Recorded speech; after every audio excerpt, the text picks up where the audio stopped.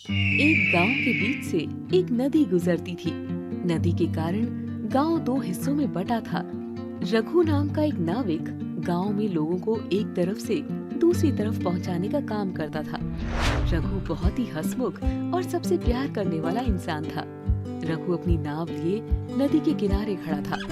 एक छोटा बच्चा बार बार नदी में डुबकी लगा रहा था। अरे मुन्ना, ज्यादा दूर मत जा, नदी बहुत गहरी है, ध्यान से वरना डूब जाएगा। रघु भैया, नदी मुझे ज्यादा देर अपने पास नहीं रखेगी। मैं तो रोज नदी में पत्थर फेंक कर उसे मारता हूँ। ये तो मुझे भी बाहर ही फेंक देगी ना। मुन्ना की बात सुनकर सब हंसने लगते हैं। रघु बच्चों को सर पे थपकी देता है। एक औरत पासी में कपड़े धो रही थी। रघु को किश्ती निकालते देखकर बोलती है, रघु, सारा दिन ये चप्पू चलता है फिर भी हंसता रहता है। किश्ती चलाते चलाते थकावट नहीं होती? अरे बहन, थकावट तो होती है, लेकिन यही तो मेरा काम है, करना तो है ही। अब चाहे हंस के करूं या रो के। और वैसे भी इन बच्चों से मस्ती करके थोड़ा मन हल्का हो जाता है। तभी कुछ किसान खेत से लौटकर घाट पर आते हैं।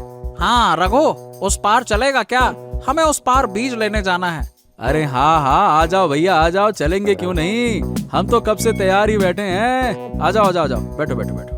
रघु दोनों किसानों को बिठाकर किश्ती चलाने लगता है। दूसरी तरफ पहुंचकर रघु घाट के किनारे अपनी किश्ती बांधता है और अपने छोटे से घर की तरफ निकलता है। रघु का घर नदी के दूसरी तरफ ऊंचाई पर बना था। रघु एक बड़ी मुस्कान के साथ अपने घर में जाता है। अंदर से रघु की छोटी बेटी दौड़ती हुई आती है। बाबा बाबा, तुम आज फिर से मुन्ना को डरा रहे थे क्या? हाँ बाबा। रघु बच्ची को गोद में उठाता है। अरे नहीं बेटी, कब डराया मैंने उसे, लेकिन तुम्हें डराऊंगा। वाह वाह। रघु बच्ची के साथ डरावनी आवाजें निकालकर खेलने लगता है। पास ही में रघु की पत्नी कमला चूल्हे पर रोटी सेक रही थी। बस हंसी मजाक में ही दिन काट लेते हो रघु, पर सोचो कब तक? घर का उधार बढ़ता जा रहा है। ये बच्चों को भी पढ़ाने लिखाना है या नहीं?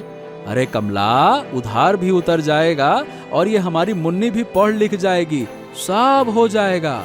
जब तक ये नदी बह रही है ना, हम भूखे नहीं मरेंगे। नदी ही हमारी माँ है। लेकिन ऐसा कब तक चलेगा? मैं तो कहती हूँ हम कहीं और जाकर कोई और काम कर लें, कमाई भी अच्छी होगी। कब तक तुम ये चप्पू चलाते रहोगे? अरे अरे अरे, ऐसा क्यों कहती हो भाई? इस नदी ने तो हमें बहुत कुछ दिया है, हमेशा से देती आई है और आगे भी देगी। तुम भी तो मुझे ऐसे ही मिली थी। क्यों क्यों क्यों बोलो? कमला शर्मा कर बोली, हटो, कुछ भी बोलते हो। अगले दिन गांव में घने बादल छाए हुए थे। गांव के लोग आसमान की तरफ देख रहे थे। बहुत तेज हवा चलने लगी थी। अरे रे रे रे भैया, ये बादल तो बड़े ही अजीब रूप ले रहे हैं। लगता है कोई तूफान आने वाला है। हाँ, और देखो तो कैसे तेज हवाएं चल रही हैं। बाप रे बाप, ये गर्मी के मौसम में भी ठंड लग रही है। रघु भी नदी के किनारे अपनी किश्ती लेकर खड़ा था। तभी रघु के पास एक मछुआरा आता है। सुनो रघु बेटा, आज नदी का पानी कुछ ज्यादा ही तेज बह रहा है। मैं ऐसा बहाव रोज देखता हूँ, पर आज की गति तो कुछ ठीक नहीं लगती है। सही कह रहे हो काका, लहरों में आज शांति नहीं है, खतरे की घंटी लग रही है। तभी एक जोरदार बिजली चमकती है और लोग घबराकर डर जाते हैं। बेटा बेटा, लगता है कि बहुत तेज बारिश होने वाली है। तुम जल्दी से अपने घर की तरफ निकलो, वरना यहीं फंस जाओगे। हाँ हाँ काका, वो मुन्नी गांव के लड़कियों के साथ खेल रही है, उसे लाता हूँ और निकलता हूँ। ठीक है काका। रघु अपनी नाव छोड़ मुन्नी को लेने के लिए भागता है, लेकिन इससे पहले कि वो वापस आता, जोरदार बारिश शुरू हो जाती है। अरे बाप रे बाप, ये बारिश! मुन्नी! अरे मुन्नी कहाँ चली गई? मुन्नी! ओ मुन्नी! मुन्नी! रघु भागकर मुन्नी के पास जाता है और उसे लेकर गांव की तरफ वापस आ जाता है। लेकिन अब तक बारिश बहुत तेज हो चुकी थी। इस तेज बारिश में नाव से नदी पार करना मुश्किल था। अब हम घर कैसे जाएंगे बाबा? ओहो मुन्नी, अब तो लगता है कि बारिश रुकेगी तभी वापस जा पाएंगे। रघु और मुन्नी नदी की दूसरी तरफ गांव में ही फंसे हुए थे। लेकिन अब बारिश होते हुए बहुत समय हो गया था। सारा दिन बीत चुका था, लेकिन बारिश अभी भी रुकने का नाम ही नहीं ले रही थी। और इसी वजह से नदी में पानी का बहाव भी बढ़ता जा रहा था। नदी में बढ़ता पानी देखकर ऐसा लग रहा था जैसे बाढ़ आने वाली है। ऐसी तेज बारिश और गरजते हुए बादल देखकर मुन्नी डर गई थी। बाबा, मुझे डर लग रहा है बाबा। अरे मेरा मुन्ना, क्या हो गया? कोई बात नहीं, कोई बात नहीं, डर किस बात का? अभी बारिश रुक जाएगी और हम घर चले जाएंगे। हाँ, डरते नहीं बेटा, है ना? लेकिन बाबा, बारिश तो रुक ही नहीं रही। हाँ, डरो मत, बाबा है ना तुम्हारे पास, है ना बेटा? सब ठीक हो जाएगा। चल चल चल, बस बस। ऐसे ही सुबह से शाम हो जाती है और बारिश रुकने का नाम नहीं ले रही थी। अब पानी की लहरें नदी के किनारे से बाहर आने लगी थी और देखते ही देखते पानी गांव के अंदर तक पहुंच जाता है। अब सारा गांव नदी के पानी में डूब चुका था और इसी पानी में लोगों के घर तबाह हो रहे थे। तेज बारिश की वजह से एक आदमी का कच्चा मकान गिर जाता है। अरे बचाओ, मेरे घर की दीवार गिर गई रे, बचाओ। अरे पानी अंदर आ रहा है, जल्दी जल्दी बाहर निकलो वरना सब लोग यहीं डूब कर मर जाएंगे। पानी अंदर आ रहा है, जल्दी जल्दी बाहर चलो, जल्दी बाहर निकलो वरना सब लोग यहीं डूबकर मर जाएंगे। पानी आ रहा है, अंदर पानी आ रहा है। बचाओ बचाओ। अरे भागो भागो, हमें जल्दी नदी के दूसरे तरफ जाना होगा। दूसरा किनारा ऊंचाई पर है, उस तरफ पानी का बहाव नहीं होगा। अरे लेकिन इतने तेज पानी और बाढ़ में हम दूसरी तरफ कैसे जाएंगे? अरे वो अपना रघु है ना, किश्ती वाला, उसे मैंने देखा था अपनी बेटी के साथ। वो अभी इसी तरफ है, उसे कहते हैं वो हमें दूसरी तरफ ले चलेगा। लेकिन इतने सारे लोग कैसे जाएंगे? अरे भैया, पहले यहाँ से तो निकलो, आगे का आगे देख लेंगे, वरना यही डूब जाएंगे तो बातें करते रह जाएंगे। अब तक पानी गांव के अंदर तक घुस चुका था। लोगों का आधा शरीर पानी में डूब चुका था। लोग रघु के पास पहुंचते हैं। ए रघु, हमें जल्दी से नदी के उस पार ले चलो, सारा का सारा गांव पानी में डूबता जा रहा है, जल्दी करो। अरे हाँ, ये पानी बहुत तेज हो रहा है, अगर अभी ना चले तो सब बह जाएगा। रघु जल्दी करो। अरे लेकिन इस बहाव में कैसे? अरे रघु, तेरी सारी उम्र किश्ती चलाते हुए बीत गई और तू अब भी डर रहा है? नहीं भाई, मैं डर नहीं रहा, लेकिन अरे तू ये लेकिन वेकिन छोड़, बस चुपचाप चप्पू चला और हमें दूसरे तट पर लेके चल भाई। रघु दिल को मजबूत कर किश्ती में चढ़ जाता है। सबसे पहले बच्चे और महिलाएं, इन्हें उस पार छोड़ कर आता हूँ, फिर बाकी सबको। रघु के ऐसे कहते ही एक धनी सेठ बीच में आकर झगड़ा करने लगता है। अरे ऐसे कैसे लेके चलेगा? ये बाढ़ खत्म होने दे, मैं तुझे सोने से तौल दूंगा, लेकिन सबसे पहले मुझे और मेरे परिवार को उस तरफ पहुंचाओगे तुम, समझे? अरे सेठ जी, आप ये कैसी बातें कर रहे हैं? ये छोटे छोटे बच्चों की तरफ तो देखिए, आपको इन पर तरस नहीं आ रहा? अरे ये तरस खाने का वक्त नहीं है, मैं इन पर तरस खाऊंगा तो मेरे परिवार पर कौन तरस खाएगा रे? अपनी जान बचाऊं कि इनको देखूं? माफ कीजिएगा सेठ जी, लेकिन आप मुझे पैसे से नहीं खरीद सकते, लेकिन गांव के बाकी बच्चों के साथ मैं आपके बच्चे को भी उस पार ले जाऊंगा।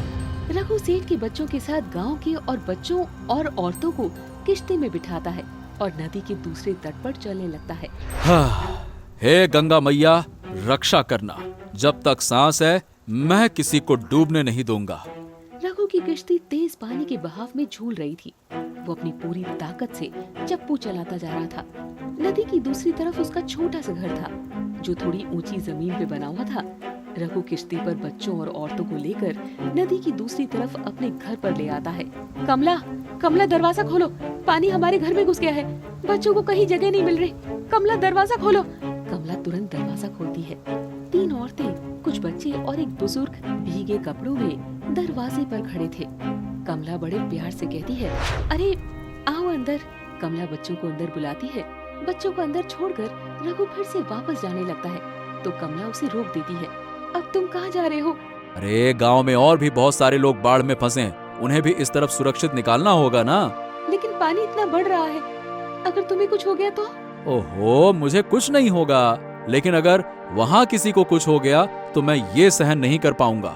चलो मैं आता हूँ। रघु इतना कहकर अपनी नाव लेकर फिर से नदी की दूसरी तरफ निकल पड़ता है। वो कुछ बुजुर्गों और महिलाओं को नाव में बिठाता है और दूसरी तरफ पहुंचा देता है। ऐसे ही करते करते शाम से सुबह हो गई थी। बारिश भी रुक गई थी। गांव के ज्यादातर लोग नदी की दूसरी तरफ पहुंच चुके थे। लेकिन अब सबसे बड़ी दिक्कत तो ये थी कि वो रघु के घर अब ज्यादा देर तक नहीं रुक सकते थे, क्योंकि जिस बांध से रघु के घर की तरफ को पानी से रोका गया था वो भी नदी के बहाव से टूटने की कगार पर था। तभी पानी की तेज लहर आती है और नदी का बांध टूटने लगता है। अरे अरे अरे सुनो, हमें यहाँ से निकलना होगा। नदी में पानी बढ़ गया है। हम ज्यादा देर तक यहाँ नहीं रुक सकते। हमें किसी सुरक्षित जगह पर जाना होगा। अरे लेकिन यहाँ से हम कहाँ जाएंगे? अरे कहाँ जाना होगा वो बाद में सोचेंगे, लेकिन अभी यहाँ से निकलना होगा, वरना सब डूब जाएंगे। रघु, अगर बांध टूट गया तो हमारा घर भी डूब जाएगा। अरे चिंता मत करो कमला, मुन्नी को संभालो और जरूरत का सामान इकट्ठा करो। हमें आसपास किसी गांव की तरफ निकलना होगा, जल्दी करो। बाबा, हम कहाँ जाएंगे? रघु बच्ची की बात सुनकर भावुक हो जाता है। उसे कुछ समझ नहीं आता कि वो अपनी बच्ची को क्या जवाब दे। कुछ देर बाद सब लोग वहाँ से निकलने की तैयारी करने लगते हैं। सब लोग आगे बढ़ते जाते हैं। रघु भी अपने घर और नदी को देखकर मायूसी से वहाँ से निकल रहा था। तभी वहाँ से एक औरत के चिल्लाने की आवाज आती है। बंटी, बंटी, कहाँ है? कहाँ है बंटी? अरे बेटा कहाँ गया? किसी ने देखा क्या मेरे बच्चे को? पता नहीं कहाँ चला गया। ए बंटी, ए बंटी! किसी ने देखा मेरे बच्चे को? पता नहीं कहाँ चला गया। किसी ने देखा है क्या मेरे बच्चे को? बंटी, बंटी! अरे क्या हो गया भाई?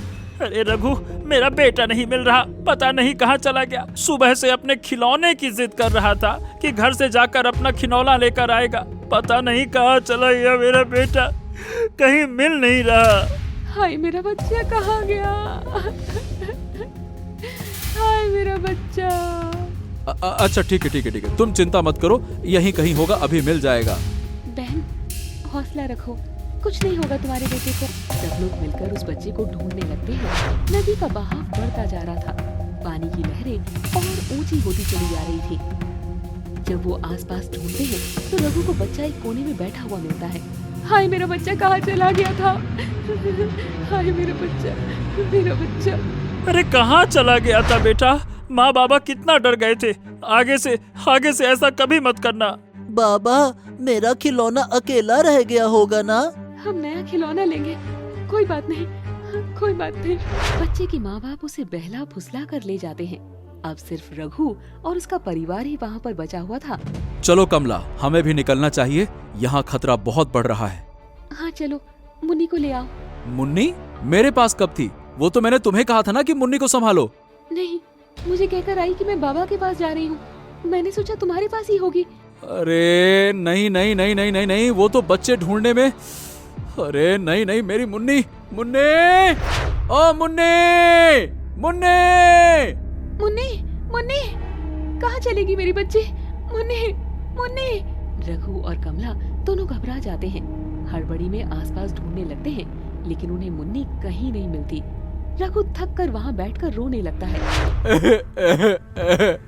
सब मेरी गलती है, मैंने अपनी बेटी पर ध्यान ही नहीं दिया। ऐसे हिम्मत मत हारो, मुन्नी मिल जाएगी। तुम कहती रही यहीं से कहीं और चलते हैं, ये नाव छोड़ दो, कोई और काम कर लो, लेकिन मैंने तुम्हारी बात नहीं मानी और अब मेरी बेटी। नाव की तरफ देखा तुमने? इतना कहकर कमला नाव की तरफ भागती है। रघु भी उसके पीछे भागता है। नाव के पास जाकर वो देखती है कि मुन्नी नाव में बैठी थी।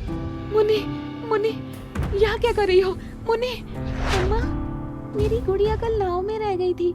हम जा रहे हैं तो ये अकेली पानी में डूब जाती। मैं इसे लेने आई थी।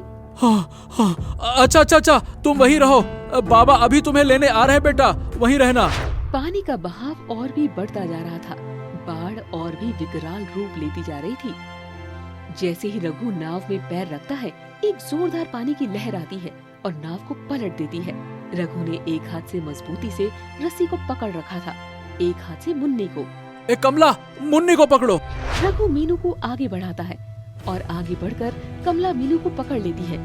मीनू अब सुरक्षित थी, लेकिन पानी का बहाव और भी बढ़ गया था और रघु अभी भी पानी में था। रघु नाव के सहारे ऊपर आने की कोशिश करता है, लेकिन बहुत कोशिश करने पर भी आ नहीं पाता। और फिर जोरदार एक और पानी की लहर आती है और रघु को अपने साथ बहा कर ले जाती है। रघु! बाबा! रघु पानी में बह गया था। कमला और मुन्नी चाहकर भी कुछ नहीं कर पाए थे। और इसी तरह सबकी जान बचाने वाला फरिश्ता अपनी जान खो बैठा था। लेकिन उसने यही सिखाया था कि कभी भी मुश्किल समय में अपनों का साथ नहीं छोड़ना चाहिए और हमेशा सबकी मदद करनी चाहिए।